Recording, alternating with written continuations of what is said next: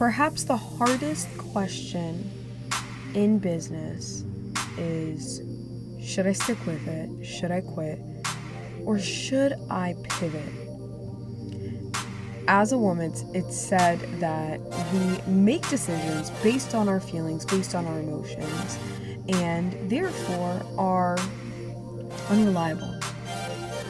In today's episode, I am going to share with you my tips on making tough decisions as a woman in business. How can we make these decisions that ultimately can change not just the direction of our business, but even the existence of our business? Let's go ahead and jump right into today's episode. Are you ready to start or scale your business in 2023 with the help of funding? Do you want to know my exact process to securing money to grow your business and curate a life that you are absolutely obsessed with and is supported by this vision of yours? Do you want to learn exactly how it is I record my pitches, curate my pitches, and how it is that I am building generational wealth, and you can too, with your children?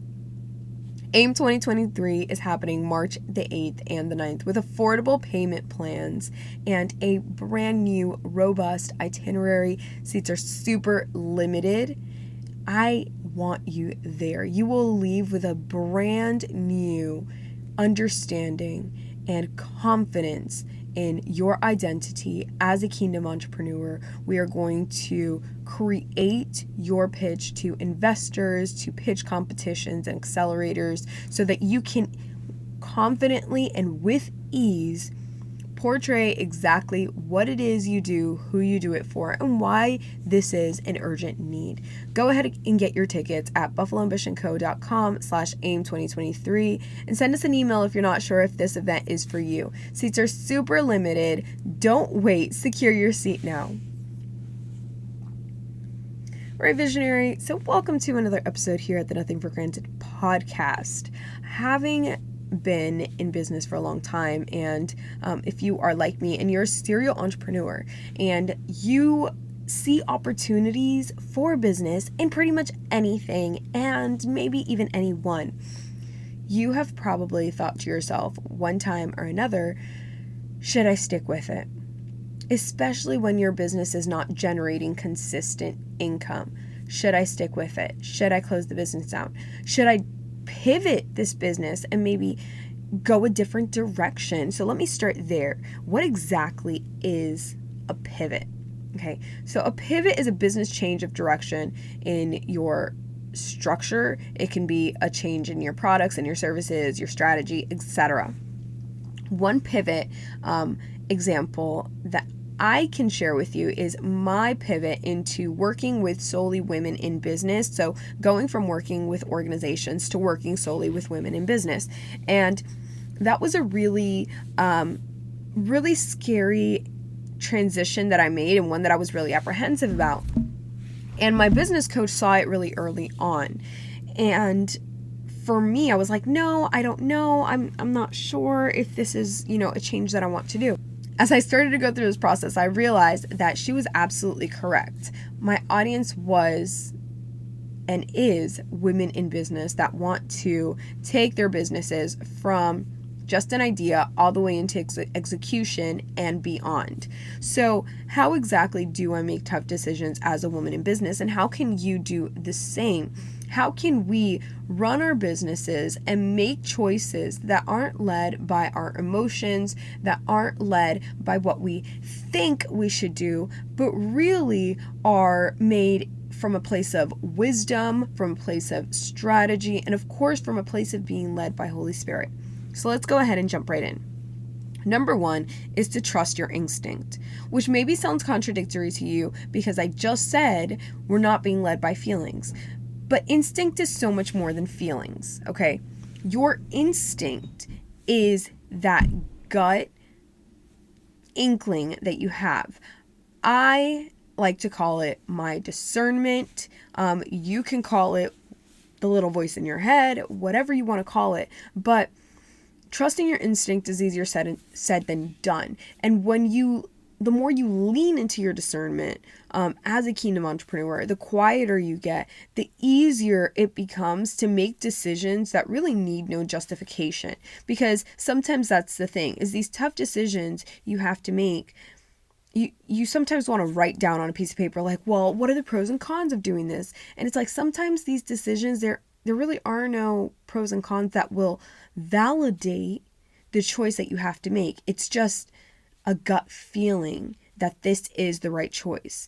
And the quieter I get, the more I just lean into what does God want to tell me about these choices, the easier it gets. So trusting your instinct is a skill, and the more you lean into that, just the easier it's going to become to make those transitions. So number 2 is market research. Ask your audience what So number 2 is market research. What exactly is your audience asking for? What are they saying? What do they need from you? What do they keep coming to you for over and over and over again that maybe you're not responding in your content, or maybe you need to respond in a different way? Now, this is where it gets tricky, because if you are seen as an expert in one industry, let's say, I don't know, crafts, and you are promoting your accounting business, but people keep coming to you for crafts, maybe this is maybe it's clear that you need to make some decisions about, should you continue promoting and pushing your accounting business when clearly your community is asking you for crafts, right? Should you pivot your business, or should you close that accounting business that maybe has no movement whatsoever, and go into the crafts industry where you clearly have momentum, there's clearly interest and market need? So listen to what your audience is saying, and you can do this really simply by, you can ask questions, absolutely, making polls on your social media, but also just reach out to your network and ask them, like, what would you say is my area of expertise? What would you say I'm known for? This is something that I do. I have an Excel spreadsheet, and all of the questions that I'm asked via text message, DMs, emails, in person, I copy them all into this market research spreadsheet. And when I'm creating content, I pretty much just pull from there. And when I'm making tough decisions, I go back and I see, okay, what is the language and what is the verbiage and what are the questions that keep coming up for my community? Okay. And again, this pivot that I made with my business really was when I was in conversation with another entrepreneur that I super admire. And she was telling me, I've been in the online space for a very long time. And yes, there are funding experts, and yes, there are grant writers, but none of them do what you do in the way that you do it. Because the reality is that my secret sauce is my personal branding. My secret sauce really is the fact that I'm catering to women, specifically minority women in small businesses, in the small business space, while sharing my journey as an entrepreneur, while sharing how it is I'm building my business with a kingdom core. That is the secret sauce here. And so when she said that, it was major confirmation of what my coach had said to me 6 months prior, right? So really lean into and fine tune your ears to what it is your audience wants from you. Okay. Number 3 is remember your why. Why did you start in the first place? This is everything. Okay. You hear about this over and over and over again. And I remember it was 2016 when I first heard, a TED Talk on your why, and why your why is so imperative, and why you need to go back to that every couple months and just remember why you started. What is keeping you going? What is the motivator? If you follow me on socials at Sloan the Beast, you know that I'm on a fitness journey right now that really just is an integration into the CEO embodiment journey that I have been on for the past 2 years. And so I've been preaching a lot about discipline over motivation and how really your habits of discipline will create consistency, which then will create the outcomes that you desire. Now, on average, most businesses take anywhere from 3 to 5 years to start running. And maybe you're saying to yourself, well, that's impossible. I have friends in business that, they're doing great and they're in their first year of business. Now, let's start with the fact that success is relative, right? And really, when the goal is advancing the kingdom using our skills, when the goal is raising tomorrow's CEOs, building generational wealth, and breaking off chains of financial illiteracy and poverty, then can we do that within a year of our business? Probably not, right? We probably need to continue growing this skill, continue working at it. And the first 3 years of any business really is that make it or break it point. The first year of business, I want to say almost 50% of businesses close down. And really, I believe it's because they just did not do the foundational work. And so when you want to quit within those first 3 to 5 years, you need to go back to the drawing board and say, why did I start this in the first place? What is the bigger goal? And if you think that money is the motivator, you probably won't be in business very long, because that is not good enough. Money will not be the motivator of your business when you are not generating money. So it has to go deeper than that. Go deeper than that. Do the work that works. And if you need help with this, you can schedule a consultation with me. My consultations are untimed. They're really focused on the transformation and the results that you are seeking, rather than trying to get everything squared away in an hour. I found that we are getting much better results when we are focusing on what it is really that you want to accomplish and getting deep into that and having these conversations that maybe you're avoiding because you think that surface level is going to keep you consistent. It's not.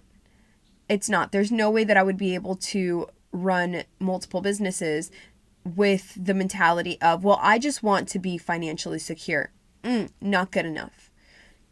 You got to go deeper. And so really work on what is your why, because again, it takes years for your business to create enough momentum to where you can really start moving the needle forward on your ultimate goal in life, but also moving the needle forward on the stability of your money.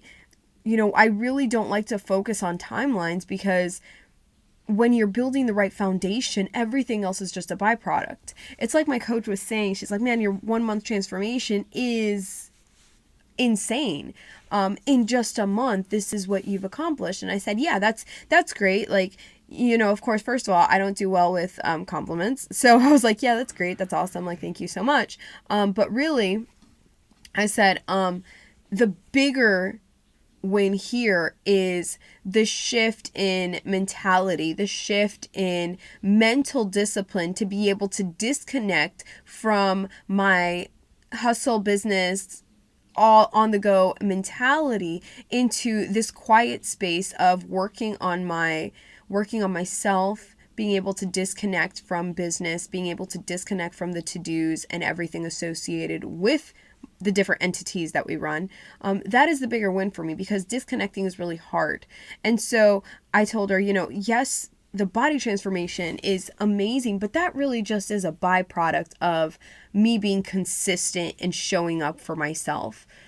That's all it is. And when you can see your business as, man, it's really great that I, made money. That's, of course, we all want to make money, but how cool is that I was able to, secure that deal this month, and do it in a way that felt good, and do it in a way that was aligned to the clients that I want to work with, whose values are aligned to what my values are. Like, wow, that was really cool that I wasn't able to do that 6 months ago, but now look at how easy it was for me to close that. So we have to celebrate these little wins, because this is just the work that we're doing until, right? And God's timing is perfect anyway. And when we trust in that, right? So remember why you started in the first place. If money is the motivator, however, and you're like, Sloan, I'm not making any money in this business. I don't know if I should pivot. I want to quit. I do believe that most businesses decide to quit before they really give themselves a chance. But I do believe also that there's learning lessons in that. So if you're at a space where you're like, man, I think I'm going to quit this business, just the fact that you're even thinking about it could be an indicator that you need to go to the drawing board, see if you can pivot, and if you really feel like you just don't have the bandwidth, you don't want to make the time to acquire the resources, right? Because that's what funding is for, is to help you secure those resources so that you can scale your business. If you don't want to prioritize the growth of that business, then let's have this tough conversation of, are you really disciplined enough to sustain the business long term? It's not, is this business working? It's, is this what you want to make work? Because it's all a decision. It really, really is. So number 4, and my final one, is to tap into your network of business mentors. Mentors for me, I've said it in the past if you've heard my other episodes, especially the one on investing, which I will link down below. Hiring support has been the biggest game changer in my journey into CEO embodiment. Why do I say that? Because, Sloan, you are pouring money out. Yes. Absolutely, I am. I am investing in my growth that has enabled me to not just open businesses, but sustain business growth mentally, physically, strategically.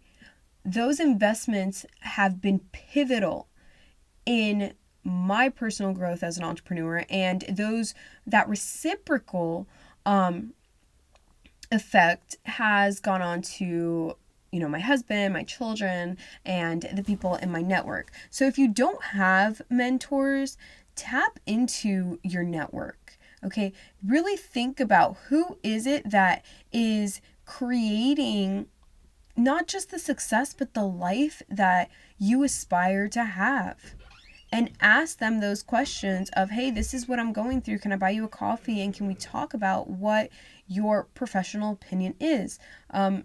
Having a different set of eyes on things is so necessary, because when you are in it, it's really easy for you to, again, be led by emotions and be led by what you think instead of what makes sense. And when it comes to strategy, you really sometimes need that exterior persona who can say, what, did you ever consider this angle, or did you consider that angle? Tap into your network. Maybe your mentor, can't support you long term, but maybe something like a consultation would make more sense for you, where it's affordable, where it's, again, someone's eyes that can see at a higher level what exactly it is that the areas of opportunity are, and can give you that guidance. So if this is the place that you're at, again, I will leave my information for my consultations down below. Super affordable.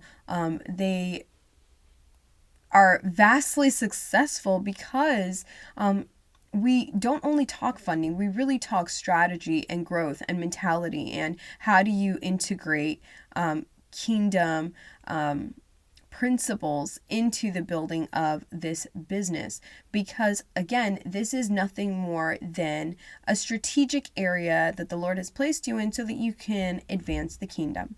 So those are my 4 tips on how to make tough decisions as a female CEO.